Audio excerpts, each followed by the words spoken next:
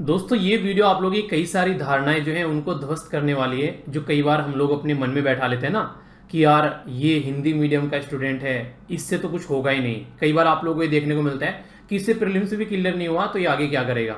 ऐसे भी कई सारे आप लोगों ने कमेंट कई बार सुने होंगे और हम लोग क्या करते हैं, इन चीज़ों को सुन के अपने आप को डिमोटिवेट करना स्टार्ट कर देते हैं।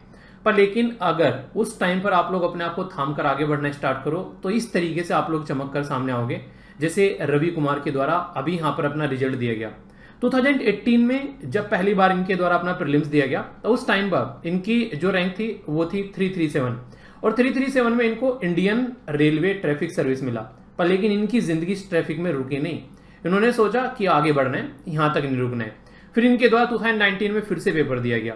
2019 में इनकी जो रैंक आई वो थी 317 में जब इनको रैंक मिली तो ये इंडियन डिफेंस अकाउंट सर्विस में जाकर लैंड हुए और इनकी जो ट्रेनिंग चल रही थी ये बेसिकली पुणे के अंदर आप लोगों को यहाँ पर देखने को मिली, जो कि नेशनल एकेडमी ऑफ डिफेंस है। तो फिर इनको लगा कि यार नहीं, अभी भी नहीं रुकना है।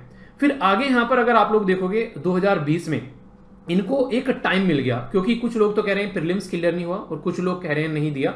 अब ये छोड़ दो आप लोग, पर लेकिन अगर आप लोग देखो मान लो प्रीलिम्स क्लियर नहीं हुआ तो नहीं कहते जो होता है अच्छे के लिए होता है। अब इनके पास में इनको टाइम मिल गया कि हाँ यार अपने आप को अच्छे से रिजुनेट कर लेते हैं, एक जो पर्टिकुलर साइकिल में चले हुए आ रहे हैं वहां से थोड़ा बाहर निकल जाते हैं। अब सोचते हैं कि कहां कहां पर गलती रही और उसके ऊपर काम करना स्टार्ट कर दे रहे हैं और फिर से एक अच्छा सा जंप देते हैं जिंदगी को, ताकि अब की बार जो छलांग लगे वो सारे हडल को पार कर कर वहां पर जाकर हम लोग बेसिकली लैंड करें जहां पर हम लोग को लैंड करना है, यानी कि आईएएस बनना है। तो वही हुआ। तो यहां पर अगर मान लीजिए इनके द्वारा जो प्रीलिम्स क्लियर नहीं किया गया तो एक अच्छा खासा टाइम मिल गया अपने आप को सोचने के लिए। और एक तरीके से आप लोग ये भी सोच सकते हो कि कहीं ना कहीं एक इंसान एक हेक्टिक शेड्यूल में ढला हुआ है, मतलब उधर से पढ़ाई भी करनी है, पैरेलल में ट्रेनिंग भी चल रही है। पहले एक ट्रेनिंग करके आए, फिर दूसरी ट्रेनिंग में इंसान जा रहा है, फिर वहां पर लगा हुआ है, ऊपर से अपनी सारी चीजें भी कंटिन्यूअसली रखनी है, एग्जाम में प्रिपरेशन करना है, ऑल इंडिया लेवल पर आपको कम्पीट करना है। और सबसे बड़ी बात, एक ऐसा जो माइंड में टैबू बना रहता है लोगों के कि यार हिंदी मीडियम का इंसान है, हिंदी मीडियम का इंसान है, कैसे करेगा।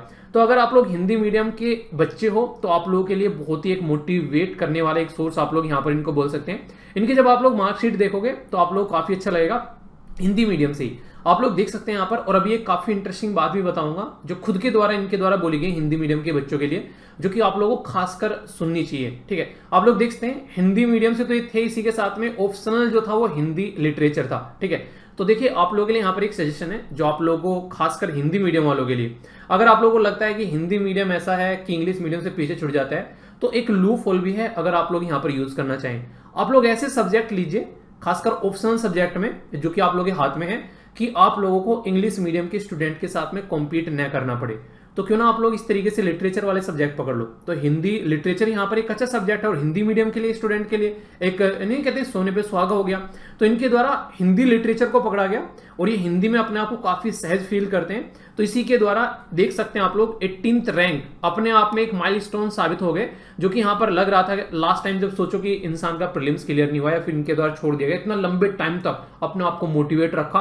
उसके बाद में फिर 2021 का जब रिजल्ट आया तो भाई साहब सबकी आंखें खुली की खुली रह गई। तो आप लोग इस तरीके से आप लोग समझ सकते हैं कि एक किसान का बेटा कहां पे आके बैठ गया यहाँ पर। फाइनल रिजल्ट आया 2021 का। तो अपने आप को इतने लंबे समय तक कॉन्टिन्यूअसली एक जोन में बनाए रखना सबसे टफ काम होता है। अगर आप लोग एक पर्टिकुलर जोन में चल रहे हैं तो आप लोगों को समझ में आ रहा होगा। तो मैं आप लोगों को हमेशा बोलता हूं, जब भी हम लोग न्यूज़पेपर का डिस्कशन करते हैं, फिर कुछ भी हम लोग बातें करते हैं, मैं आप लोगों को हमेशा क्या बताता हूं कि यार अपने बारे में थोड़ा सोचा करो, रुक कर थोड़ा चीजों को समझा करो। अब इनके द्वारा बड़ी प्यारी सी बात बोली गई जो मुझे पर्सनली काफी अच्छी लगी। बोला गया कि यार भले ही आप लोग हिंदी मीडियम के स्टूडेंट हो, पर थोड़ी बहुत तो इंग्लिश यार आप लोगों को सीखनी पड़ेगी। और उससे क्या होगा, उससे आप लोगों का अंडरस्टैंडिंग लेवल बढ़ेगा। कम से कम इतना तो आप लोग आना चाहिए कि जो आप लोगों के सामने चीजें हैं उसको आप लोग समझ सकें, कोई आप लोगों से बातें कर आप लोग उसको अंडरस्टैंड कर सकें।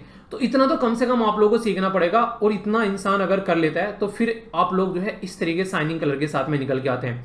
तो इंग्लिश जैसे मैं आप लोगों को न्यूज़पेपर पढ़ाता हूँ, हिंदू डिस्कशन कराते हैं, ठीक है। तो यहाँ पर क्या होता है, बेसिकली न्यूज़पेपर तो है बेसिकली वो इंग्लिश का, पर लेकिन हिंदी में आप लोगों को डिक्टेट करता हूँ मैं, पर लिखा हुआ इंग्लिश में रहता है। तो ये आप लोगों के लिए बड़ा ही बेहतरीन सा सॉल्यूशन है, खासकर हिंदी मीडियम के स्टूडेंट के लिए।